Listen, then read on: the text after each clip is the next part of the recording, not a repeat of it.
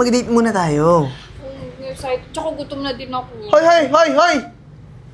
Anong ginagawa mo dito sa tapat ng restaurant namin? Wala naman po, sir. Anong wala? Nakakaalibadbad ka dito. Pulubi ka, di ba? Opo, pero hindi po ako namamalimos. Tanga ka ba? Way pulubi mang di namamalimos. Mga mamaya yung mga customer ko dyan, mapurnada mo, madiri sa'yo. Alam mo, babe, paalisin mo yan. Tsaka dun sa pangit niya na, ang baho niya pa, magiging malulugi yung business mo eh. Totoo. Mukha kang patay gutom tong matanda na to eh. Asa yung pamilya mo? Pinabayaan ka ba ng mga anak mo? Sir, hindi naman ako pumapasok dyan sa restaurant mo. Gusto ko lang po na tumigil dito. Kasi Tanga ka naman pala talaga eh. Hindi to pahingahan. Alam mo, umalis ka dito kung hindi. Sisipain kita. Ha? Pagbigyan mo na ako, sir. Kasi minsan, pag narito ko, masaya yung pakiramdam ko. Marami kasing good memory sa akin dito sa restaurant na Naku, to. babe, tingin mo nagpapaawa pa. Naku. Ano pang MMK? Gusto mo suntukin kita, ha? Wala akong pakialam sa good memories mo dito. Ang importante sa akin yung mga customer ko. Mga mayayaman yun. Alam mo ba, puro mga may kotse yung customer ang pumapasok dito? May ari ng business, may sariling kondo, may bayat lupa. Ikaw! Langaw ka lang eh. Tirising kita eh. Ay, naku, babe. Alam mo, buot sana wala nang pera. Alam mo kung anong bitbit yan. Kuto, tsaka libag. Kasi Kaya- tingnan mo naman itsura niya, oh. Kadiri! Umalis ka na kasi. Nilalangaw. Alam mo, malis ka na. Kundi, Alam mo, kaya naging ganyan ka kasi malamang wala kang kwentang nanay, di ba? Kaya pinabayaan ka na ng mga anak mo eh. Kaya pwede ba umalis ka na dito bago ka pa masuntok ng jowa ko, magkaroon pa kami ng babayaran. may sayad ka. Umalis ka na dito. Alis! Alis! Ay, sir. Alis nga eh. Sir, teka lang po. Bakit niyo po pinapaalis si nanay? Oo, teka. Nakikialam ka? Ikaw yung bagong empleyado ko, di ba?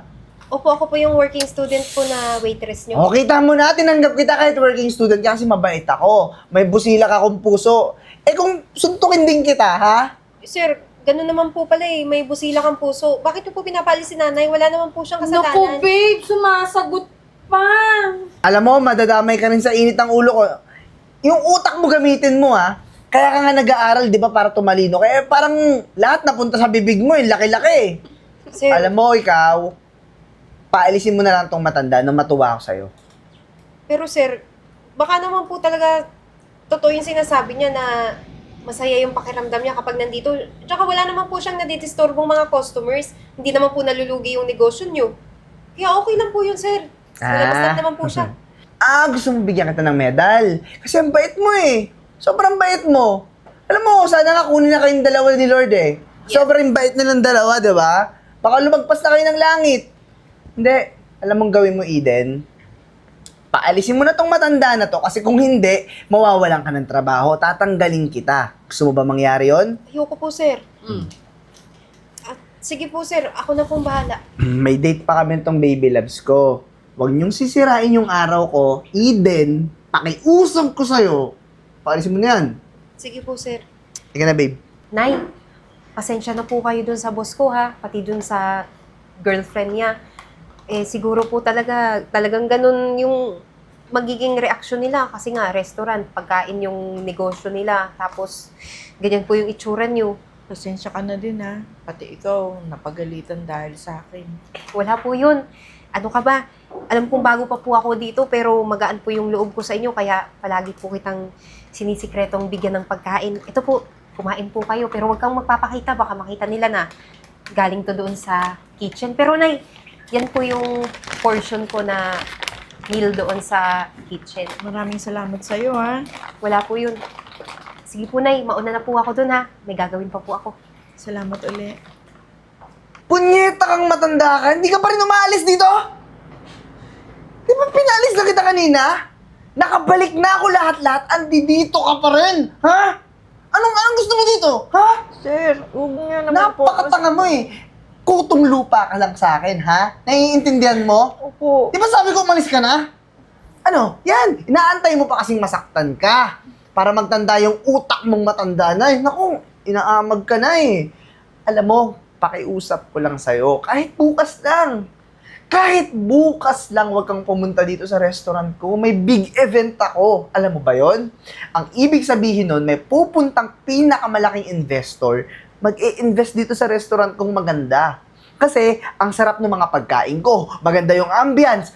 Mga mamahalin yung mga pumupunta dito, mga mamahaling tao. Pag nakita ka, ako mapupurnada ako. Baka nga hindi na tumuloy yung pag-invest niya eh. Ano? Gusto mo mangyari yun sa akin? Kasi kung mangyayari yun sa akin, pagbabayaran mo lahat, ha? Di lang kita sasaktan. Papalibing kita ng buhay. Naiintindihan mo? Naiintindihan mo? Umalis ka, matanda ka. Umalis ka dito. Alis! Alis! Hoy, matanda ka! Anong ginagawa mo dito? Ma'am, di ba nasabi ko naman sa'yo na kaya ako naririto? Masaya ako pag nandito ako sa lugar na to. Eh, hindi nga pwede, Tito, yung mga katulad mo, yung mga kagaya mo. Alam mo, kung ako sa'yo, doon ka sa ilalim ng tulay. Mukha kang bagay doon eh. Pero dito sa restaurant ng jowa ko, hindi ka pwede dito. Ano, hindi ka talaga alis, ha? Ha? Ayaw mo umalis. O sige, o ayan. Ayan. Ma'am, ano po ginawa niyo? Bakit yung bitas sa si nanay? Ah, bakit Eden? Eh, di ba working student ka lang naman? Ah, bakit nakikialam ka? Eh kasi naman po, mali po yung ginagawa niyo. Bukod sa nilalait niyo, inaabuso niyo na. Hoy, hindi ko inaabuso yun. Hindi ko inaabuso. Tsaka yung mga ganyang katulad niya, wala namang karapatan yan eh. Kaya pwede ba? Umalis ka dito sa harapan ko. Sige po, ako na pong bahala dito, ma'am.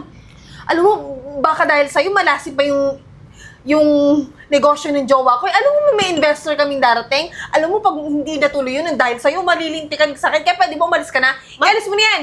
Ma'am, tama na po. Pumasok na po kayo sa loob. Ako na pong bahala kay nanay. Nay, pasensya na po kayo ha. Doon na lang po kayo sa storage room muna, magpahinga. Bibigyan po kita ng pagkain ulit para po makakain kayo. Mukhang gutom na po kayo. Tara po. Ah, nako, attorney. Excited na ako makita si Mysterious Investor. Tignan mo naman, pinaghandaan ko talaga lahat at saka yung araw na to. Ako, tamang-tama lang yung ginagawa mo dahil walang pinakamayaman na ibang investor na darating ngayon. Ayun nga, attorney asa na kaya si investor? Babe, Sandali lang ha. Kanina pa kita hinahanap. Kanina pa ako galaw ng galaw dito. Saan ka ba nagsususuot? anong galaw na galaw? Ako nga din, pagod na kakagalaw. Eh, paano ba naman kasi yung waitress mong tatanga-tanga? Tinulungan na naman yung matandang yun, kaya tuloy, pagod ako kakabuhos ng tubig sa kanya. Sino matanda? Yung pulubi ba? Oo, binuhusan ko na naman ulit ng tubig para lang umalis dito sa harapan ng restaurant mo. Babe, maraming salamat. Di mo naman sinabi agad eh. Buti na lang ginawa mo yun kasi, attorney, meron kasing pulubi na laging napunta dito sa restaurant ko. Pinapaalis ko yun eh. Buti nga itong babe ko, binuhusan niya daw ng tubig kanina. Kasi, kung sakaling dumating na si Mysterious Investor, tas makita yung pulubi, nako, baka umatras, di ba?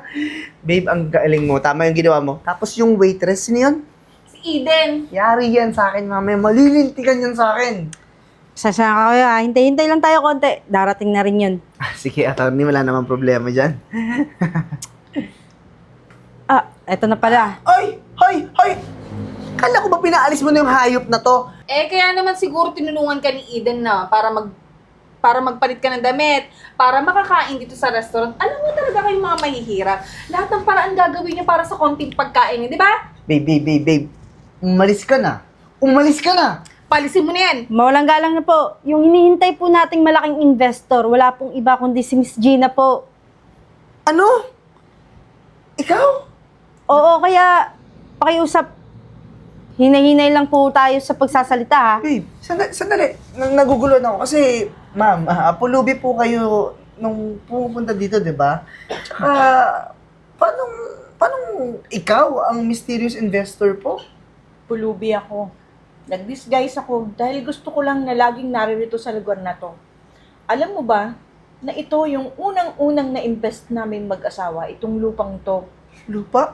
bago ako umalis ng bansa. At ngayong bumalik ako, nakita ko, meron ng resto, napatayuan mo na. Hoy! Akin tong restaurant. Akin tong lupa.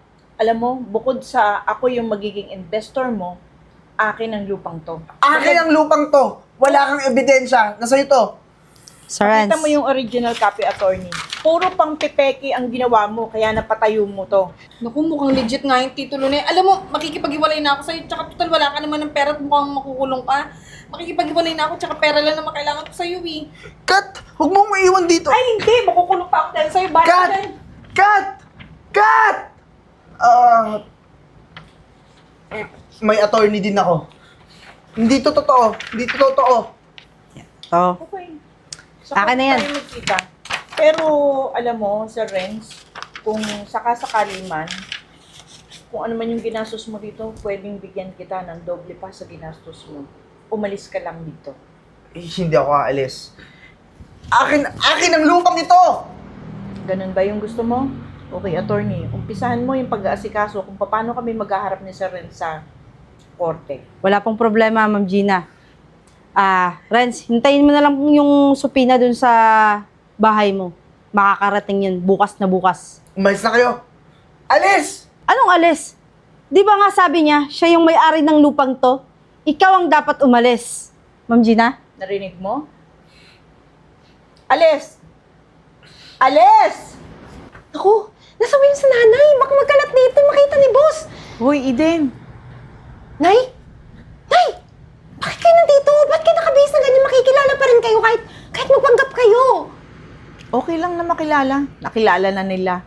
Po? Paano mo nakilala? Nakilala na siya ng may-ari dito. Na siya yung malaking investor na hinihintay nila. Teka lang, nasan po si boss?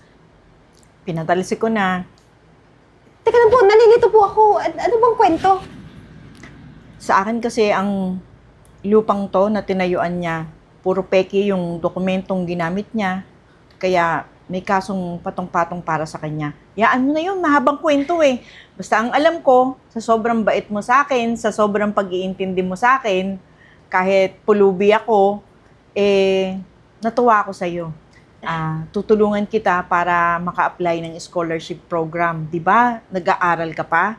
Opo. At habang nag-aaral ka, bibigyan kita ng puhunan para magnegosyo ka. Maintindi mo yung sarili mo. Ma'am, wag na po. Parang komplikado po yung mga sinasabi niyo. Pero mag-aaral na lang po ako. Yun lang po, scholarship. Okay, habang nag-aaral ka, tulungan mo ko paano i-manage tong resto na to. Sige po, ano po ulit yung totoo niyong pangalan? Gina Malimban. Ma'am Gina, maraming salamat po. Sisikapin ko po na makapagtapos ako ng pag-aaral at saka matulungan po kita sa pagpapatakbo nitong restaurant na to. Maraming salamat po ulit. Okay. Paano, attorney? Tara na muna. Sige, Ma'am Gina. Mauna na kami, ha? Sige po, asikasuhan ko lang po yung ibang bisita.